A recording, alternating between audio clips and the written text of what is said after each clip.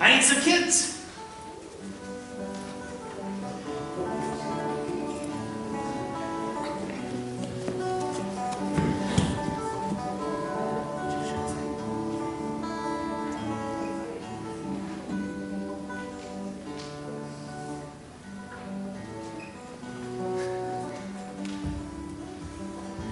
How's everybody doing today? Good, good, good. I'm thinking about lunch. How about you? Yeah, you're thinking about lunch too? If you could have anything for lunch today, what would it be? McDonald's? Okay. What about you guys? What do you want for lunch? You don't know? If you could have anything for lunch today, you don't know what you'd want?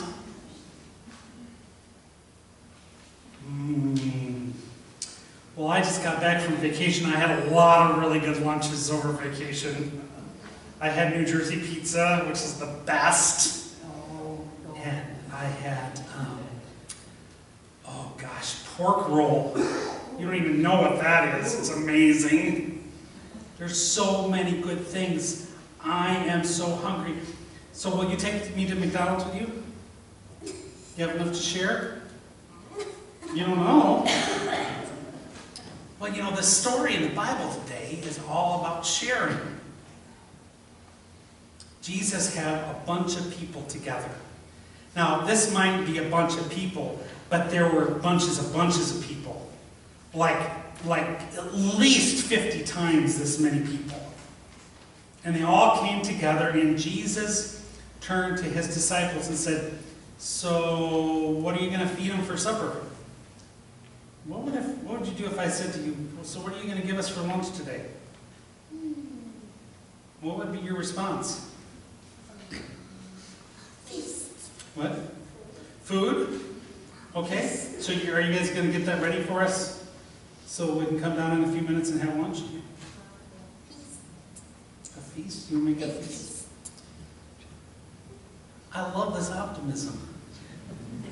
You know, the fact of the matter is, if I asked some of these folks out here and said, "So what are we having for lunch today? Are you going to prepare it for us?" They'd look at me and they'd say, "Oh, but Robert, we're not ready to give them lunch. We don't have enough food here. There's not enough. Tell them to go home." Well, that's exactly what Jesus' disciples said. They said to Jesus, we can't do this. This is going to take all the money we have, plus all the money we would make in the next 6 months. We can't do this. But then something happened. A boy, off on the side somewhere, heard them talking about needing food to feed everybody. He had brought his bag lunch, some fish, some loaves of bread, and he said, "I'll share what I have." One of the disciples, I'm sure, kind of looked at him and kind of rolled his eyes and said, "Well, what's that going to do with all these people?" But he brought it to Jesus. Jesus accepted the boy's gift, and he blessed it, and he started passing it around. There were 5,000 people there that day. And guess what? Did everybody just get a little? Everybody got everything they wanted. And when they collected the leftovers, there was more left over than what they started with. How does that happen? Miracles. It's a miracle. Now, I don't know if the miracle was the fact that the food just kind of multiplied as it went around, or maybe the miracle was when everybody saw that young boy share what he had, they started sharing what they had. Either one would be kind of a miracle. But in the end, everybody had everything they wanted. They had enough. I think God gives us everything we need. Gives us everything that we need right here and right now. Oh, sure, sometimes we want more, or sometimes we want less of things that we don't like. But God provides. Let's remember that today when we have lunch, whether it's at McDonald's or a sandwich at home. Let's be thankful for the gifts that we have, and remember in our hearts those who may not be as blessed, and that we share in what we do have, so that others will have enough too. Let's say a prayer together. Gracious God, thank you. Thank you for this awesome reminder of the plenty that you share with us. Help us to follow that example as we live our lives in this world. In Jesus' name we pray. Amen. Thanks for coming up.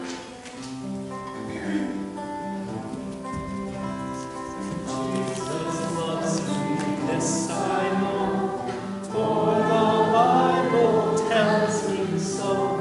Little ones to him belong, they are weak, but he is strong. Yes, Jesus loves me. Yes, Jesus loves me. Yes, Jesus loves me. The Bible tells me so. Good morning. Today's New Testament reading is from Ephesians chapter 3, verses 14 through 21. For this reason I bow my knees before the Father, from whom every family in heaven and on earth takes its name. I pray that, according to the riches of his glory, he may grant that you may be strengthened in your inner faith, in your inner being with power through his Spirit, and that Christ may dwell in your hearts through faith, as you are being rooted and grounded in love. I pray that you may have power to comprehend with all the saints what is the breadth and length and height and depth, and to know the love of Christ that surpasses knowledge, so that you may be filled with all the fullness of God. Now to him who by the power at work within us is able to accomplish abundantly, far more than all we can ask or imagine, to him be the glory of the church, and in Christ to all generations forever and ever. Amen. Please stand as you are able for the reading of the gospel.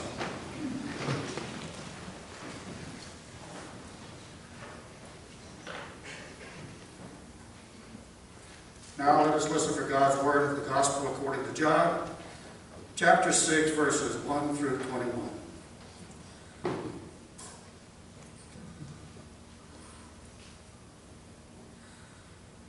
After this, Jesus went to the other side of the Sea of Galilee, also called the Sea of Tiberias.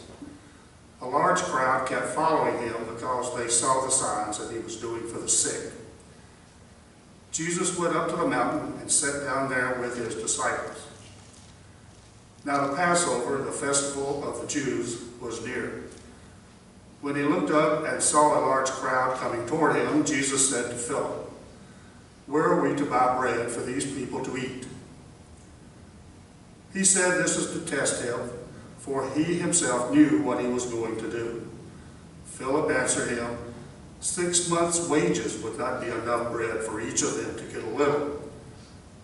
One of his disciples, Andrew, Simon Peter's brother, said to him, "There is a boy here who has 5 barley loaves and 2 fish, but what are they among so many people?" Jesus said, "Make the people sit down."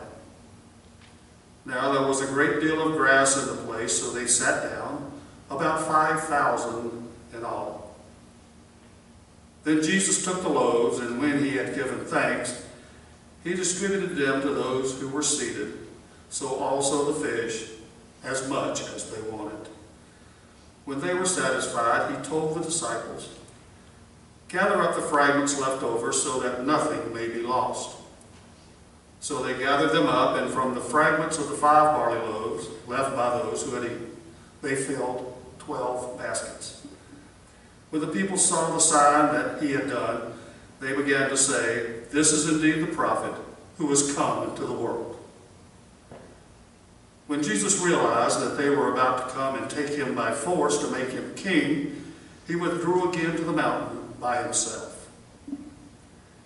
When evening came, his disciples went down to the sea, got into a boat, and started across the sea to Capernaum.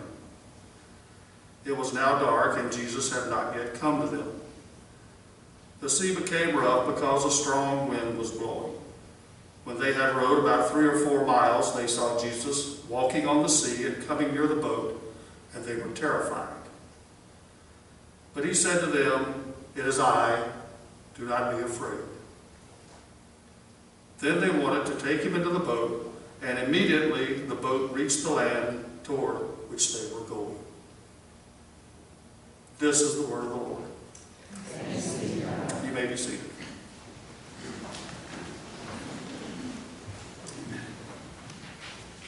Let us pray. Lord, may the words from my mouth and the meditations of each of our hearts be acceptable and pleasing in your sight. O Lord, our strength and our Redeemer. Amen. When is enough enough?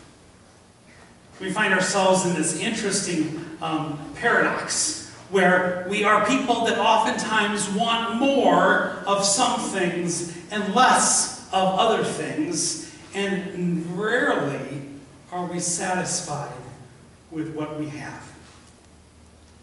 I want you to think about that in your own lives this last week. Was there things that you had that you wish you had more of?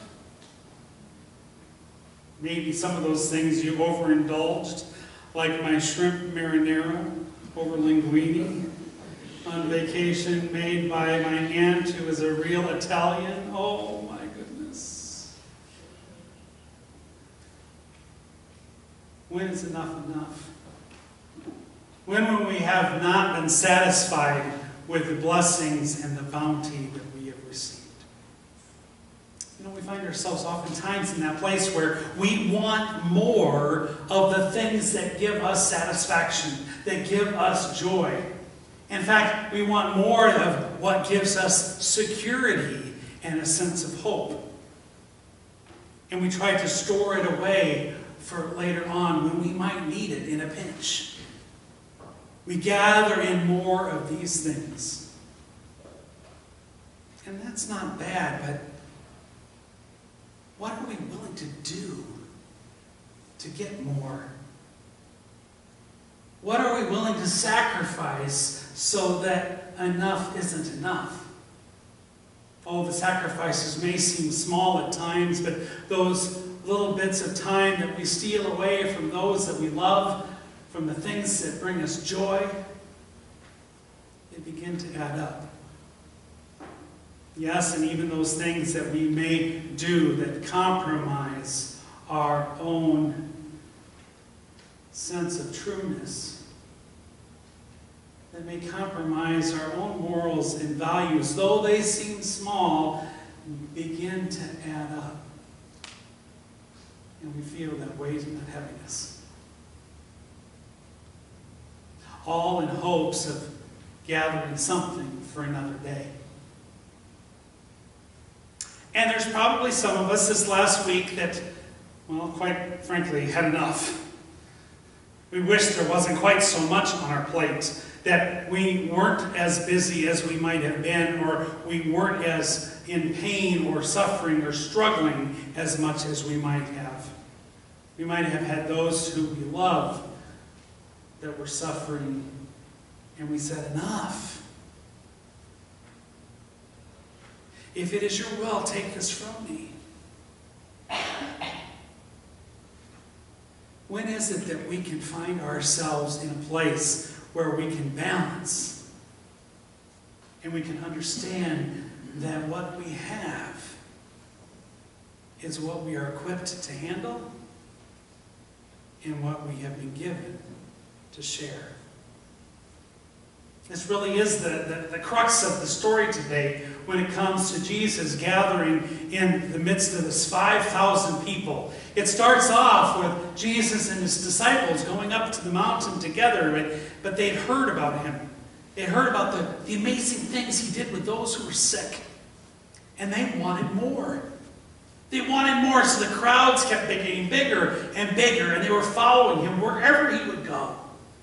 And as he saw the crowds begin to gather, he turns to Philip, and he said, "Where are we going to buy bread for all these people?" I love that question. You see, he already knew the answer. But he wanted to ask Philip. And I think sometimes when we are overwhelmed with the challenges that we have, it's kind of like God asking a question that God already knows the answer to. We need to articulate that question for ourselves. We need to be able to hear, like Philip did that day, where are we going to find the resources to be able to handle the challenge ahead? Philip, like many of us, sort of shrugged his shoulders and said, "There's no way. That would take 6 months' worth of wages.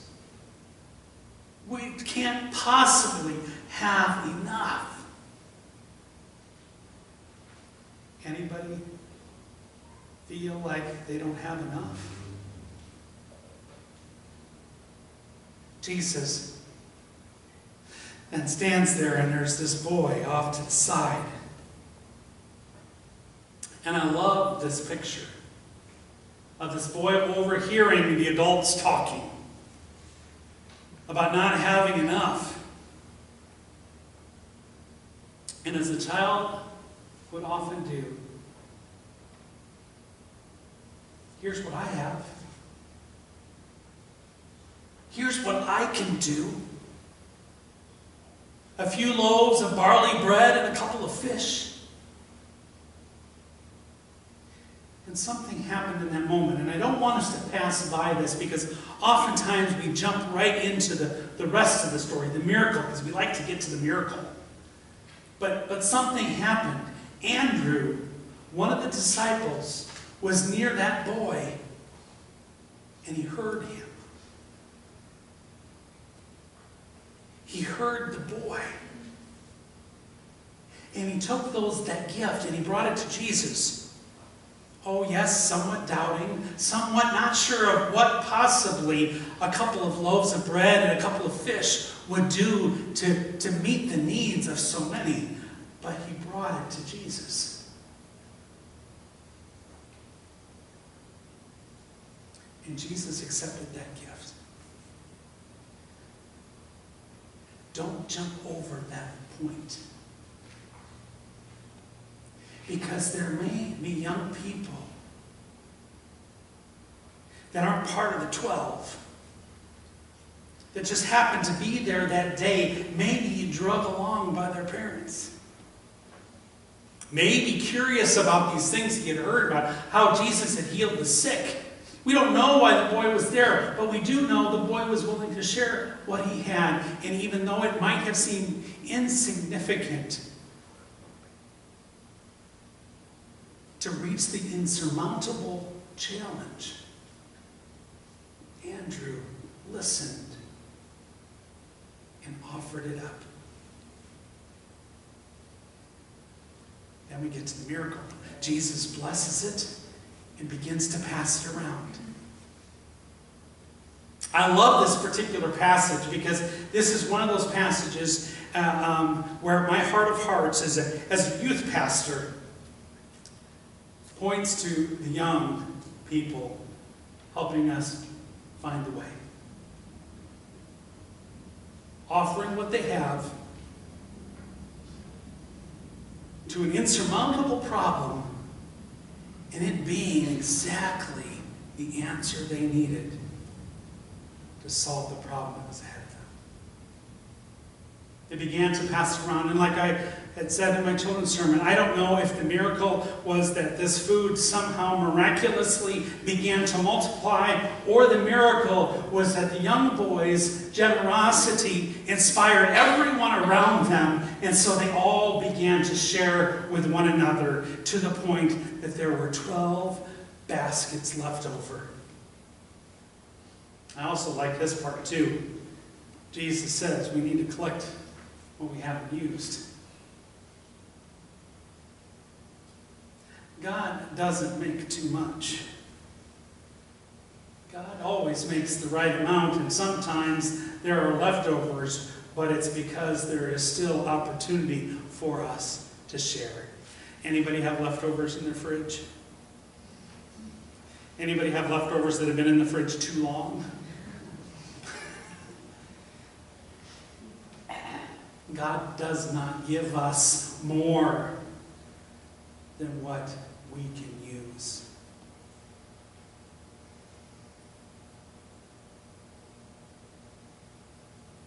What a wonderful word of hope and inspiration for us. That in those times in which we think we want more, we are simply reminded that to those to whom much is given, much is expected, and we are called to take what we have in excess of what we need to make sure that someone else has what they need. And in those times in which we are empty, that we may fear that we do not have enough, fear not. There is plenty. It will be available. Now, I also like the part of the story that it is juxtapositioned to another story. We get the feeding of the 5,000, but then we hear these people want more. This miraculous feeding of the 5,000 wasn't enough. They want to make him king. After all, who wouldn't want Jesus as their king? Who wouldn't want to lift him up and make him in charge of everything? Make him responsible for our well-being, for our nation. Jesus went away by himself up to the mountaintop when he heard this was about to happen. They wanted more when he had already provided enough. The disciples went down to the sea and they got in the boat and they rowed 3 or 4 miles. The wind began to pick up. This is different from that other story about the wind whipping up on the sea. You know, don't you find it kind of interesting that the disciples had to learn this lesson over and over and over again? Right? Remember the time when Jesus was asleep in the bottom of the boat and the wind whipped up and they got all nervous and afraid? They woke him up and he said, "Peace, be still," and the wind died down. And we remember that time in which he was walking across the water and they got terrified. And then he called out to Peter to come. And Peter began to walk on the water and then he began sinking and he reached down and he lifted him up and everything was okay. This is another story. This is another story in which he's walking on the water. And again they get afraid. Again they're filled with fear. And he says, "It is I, do not be afraid." And what is their response to that? "Oh, we want him in the boat with us." Does he get in the boat with them? What does the story say? No. They simply got to where they were going in that moment. And you know, there's something to that part of the story. There's something to that journey that each one of us are on. And today in particular, as we celebrate the journey that Greg has had with us as a church in youth ministry, as we send him forth on the rest of his journey where God continues to call and lead him, sometimes we want Jesus in the boat with us. And we have to be willing to accept he's just going to get us there safely. It's going to get us to the other side of the sea. Do not be afraid. I love how these stories are all about when enough is enough. There is enough for everybody. You don't need more. My teaching, my example, my healing, my multiplying of food is enough. You don't need me as king.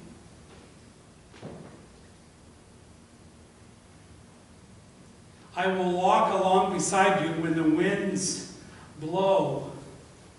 Do not be afraid. It's enough. What challenges are we facing today in which we are afraid we don't have enough? And we need to hear those words. Do not be afraid.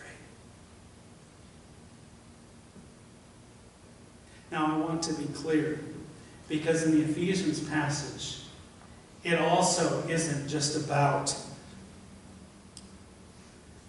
what is comprehensible. In fact, it allows us to go one step further. It challenges us to go beyond the height and the depth and the breadth and the width that we can even imagine to know God's love. In fact, it says,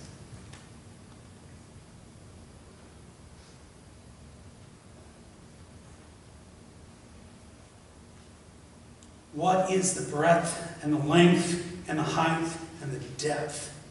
And to know the love of God that surpasses knowledge. A little bit of an oxymoron. To know the love of God that surpasses knowledge. How can you know something that surpasses knowledge? We're given that opportunity to begin to try to get our heads and our hearts and our arms around that kind of love. And now to Him by whom the power at work within us is able to accomplish abundantly far more than we can ask for or even imagine. We've got a God that knows so much more, that gives so much more, that we can't even begin to get ourselves around that kind of opportunity. God has great things in store. When is enough enough? For God, enough is enough. Do not lose heart.